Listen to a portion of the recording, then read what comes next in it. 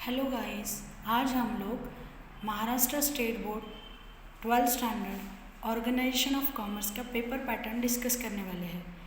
तो चलो करते हैं।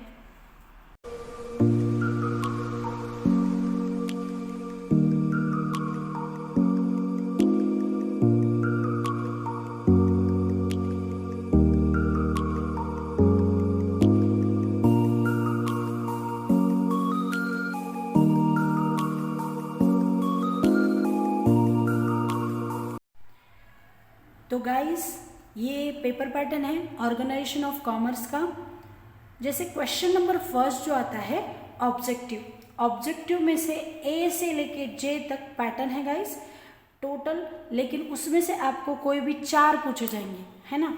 ये ऑब्जेक्टिव का जो क्वेश्चन है उसके लिए आपको 20 मार्क्स है, लेकिन ये वाला क्वेश्चन नंबर फर्स्ट हम थोड़ा लास्ट में एक्सप्लेन करके लेते हैं। सबसे पहले लेते हैं 2 नंबर का क्वेश्चन है guys, explain the following terms oblique concept. अब देखिए गाइस, एक क्वेश्चन के लिए आपको ईच क्वेश्चन के लिए कितने मार्क्स है 2, और आपको अटेम्प्ट करने हैं 4, लेकिन आपको ऑप्शन में कितने आएंगे 2 और एक्स्ट्रा आएंगे, मतलब 6 में से आपको 4 क्वेश्चन सॉल्व करने हैं, जो एक क्वेश्चन 2 मार्क ईच है ना। Explain the following terms and concept. अभी इसमें आता क्या है टर्म्स और कंसेप्ट, जैसे छोटे छोटे क्वेश्चंस आएंगे गाइस, जैसे प्लानिंग है, प्लानिंग का आपको 2 लाइन में, आपको 2 या 3 लाइन में अच्छे से डेफिनेशन लिखना है, वो कंसेप्ट या टर्म एक्सप्लेन करनी है। जैसे आउटसोर्सिंग है, जैसे ऑर्गेनाइजिंग है, स्टाफिंग है ना। तो ऐसे छोटे छोटे जो टर्म्स है ना, ये आपको 2 मार्क के लिए एक ऐसे पूछा जाएगा, है ना। अब क्वेश्चन नंबर 3 है ना, ये study the following case oblique situation and express your opinion. इसमें गाइस आपको एग्जाम्पल दिया जाएगा किसी भी चीज़ का, उस पे से डिपेंड, एग्जाम्पल मतलब कोई केस, कोई एक सिचुएशन दी जाएगी, उस पे से आपको क्या करना है, उस पे से आपको वो कौन सी कंसेप्ट है ये पहचानना है, वो कंसेप्ट लिखना है एक नंबर पे, दूसरे नंबर पे वो कंसेप्ट को एक्सप्लेन करना है, और तीसरे नंबर पे आपको ये जो एग्जाम्पल दिया है इन अबो केस क्या है उसका एक्सप्लेनेशन लिखना है। तो इसमें से कुल मिला के 3 पॉइंट लिखना है गाइस, जिसको 3 मार्क्स मिलेंगे, है ना। तो ये कितने आएंगे आपको 3 क्वेश्चन आएंगे, जिसमें से आपको 2 क्वेश्चन सॉल्व करने पड़ेंगे, और एक क्वेश्चन के लिए कितना मार्क्स है 3 मार्क्स है ना। कुल मिला के आपको 6 मार्क्स मिलेंगे इसके। उसके बाद है गाइज अपना डिस्टिंक्शन बिटवीन। अब ये जो आता है 4 मार्क के लिए आता है, और 4 टोटल क्वेश्चन आते हैं 4, और 4 में से आपको 3 सॉल्व करने हैं, तो 4 मार्क के लिए एक है। तो गाइज आप लोग कम से कम 5 पॉइंट ईच लिखो। एक डिस्टिंक्शन बिटवीन है, जैसे फॉर एग्जाम्पल ले लिया डिस्ट्रिक्ट कमीशन और स्टेट कमीशन, तो आपने सबसे पहला पॉइंट आपका होना चाहिए मीनिंग, और मीनिंग के बाद और 4 आपके डिस्टिंक्शन बिटवीन होने चाहिए, है ना। एक पॉइंट 1 मार्क के लिए रहता है, लेकिन एक एक्स्ट्रा ही लिख के आना, तो 5 मिनिमम 5 डिफरेंस, 5 डिस्टिंक्शन बिटवीन उसमें लिखना चाहिए। अब ये टोटल मार्क्स है 12 मार्क्स, है ना। 12 मार्क्स में से आपको एक को मिलेंगे 4 मार्क्स, ऐसे आपको 3 अटेम्प्ट करने हैं और आपको 4 आएंगे, एक मिलेगा आपको ऑप्शन। अब आता है नंबर 5 नंबर का क्वेश्चन, जिसका नाम है आंसर इन ब्रीफ। अब आंसर इन ब्रीफ एक जो क्वेश्चन है 4 मार्क के लिए आता है। अब यहाँ पे आपको जो है 3 क्वेश्चन आते हैं, 3 क्वेश्चन में से आपको जो है 2 क्वेश्चन सॉल्व करने पड़ेंगे। अभी ये कुल मिला के क्वेश्चन नंबर 5 जो है 8 मार्क के लिए है। अभी देखो गाइस, इसमें जो है आपको 5 या 6 पॉइंट कवर करने चाहिए, क्योंकि आपको 4 मार्क के लिए है, तो आप मिनिमम 5 या 6 मार्क्स 5 या 6 पॉइंट्स लिख सकते हैं।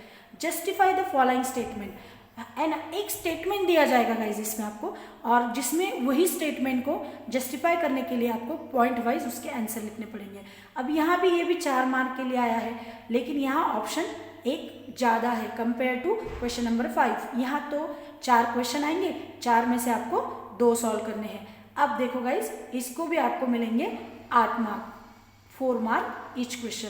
अटेम्प्ट द फॉलोइंग, इसमें गाइस 5 मार्क। अभी ये 4, 5, 6 को 4 मार्क ईच था, लेकिन अब 1 मार्क बढ़ा दिया है क्वेश्चन नंबर 7 में, अटेम्प्ट द फॉलोइंग 5। अब मार्क बढ़ा है तो आपको पॉइंट्स भी बढ़ाने पड़ेंगे। तो आपको क्या है, 3 जो है क्वेश्चन पूछे जाएंगे, उसमें से आपको 2 अटेम्प्ट करने हैं और एक क्वेश्चन को 5 मार्क मिलेंगे। तो आपको 6 या 7 पॉइंट आपको यहाँ पे लिखने पड़ेंगे, है ना। कभी भी अटेम्प्ट द फॉलोइंग जब आप लिखते हो तो क्वेश्चन का सिर्फ पॉइंट लिख के मतलब नहीं है, जो भी क्वेश्चन आया है उस कंसेप्ट का मीनिंग, डेफिनेशन, इंट्रोडक्शन लिखने के बाद पॉइंट लिखना है। जैसे कि फॉर एग्जांपल लेते हैं राइट टू कंज्यूमर। अभी राइट टू कंज्यूमर के लिए आपको डायरेक्ट राइट से स्टार्ट नहीं करना है, राइट टू हियर ऐसा। आपको सबसे पहले कंज्यूमर की डेफिनेशन लिखनी है।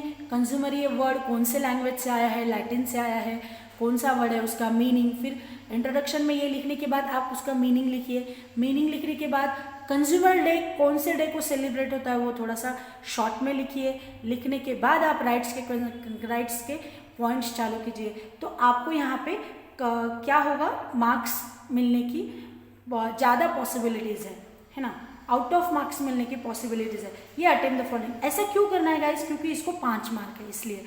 और answer the following long answer, अभी ये जो है लॉन्ग आंसर ये है 8 मार्क के लिए। अब इसमें जो है 2 क्वेश्चन आते हैं और एक जो है आपको अटेम्प्ट करना है, तो इसको भी है कुल मिला के 8 मार्क। ये सबसे बड़ा क्वेश्चन है गाइस, इसमें तो डिटेल लिखना है और डिटेल सारे पॉइंट लिखने हैं इसमें, है ना। अभी देखो आपको गाइस 116 मार्क का टोटल आता है और 116 मार्क में से आपको 80 मार्क का अटेम्प्ट करना है।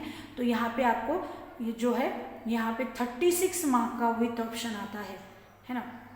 ये आपका पेपर पैटर्न क्वेश्चन नंबर 2 से लेके 8 तक। हम लोग क्वेश्चन नंबर 1 अभी डिस्कस करने वाले हैं। सबसे पहले select the correct option and re right the sentence.